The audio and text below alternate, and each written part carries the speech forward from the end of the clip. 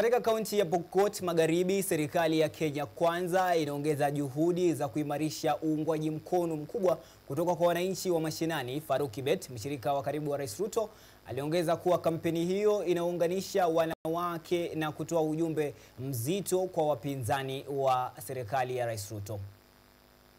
Farouk Kibet, mshauri wa karibu wa Rais Ruto, amewataka wakazi wa West Pokot kuunga mkono ajenda ya Kenya Kwanza, akitaja mgao wa shilingi milioni 7 kwa vikundi vya kina mama kama ushahidi wa dhamira ya serikali kuinua jamii zinazopuuzwa kwa muda mrefu.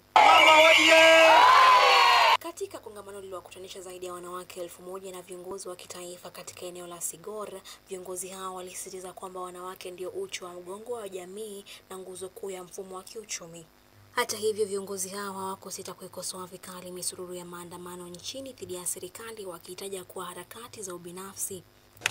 Yule mfadhili wao ambaye ndiye anapowapea pesa zile alipora akiwa kwa ofisi ya serikali, na wewe ulipewa ofisi kubwa ya serikali, badala ya kutumia hiyo ofisi kufanya empowerment, ukatumia kununua mahoteli Kenya mzima.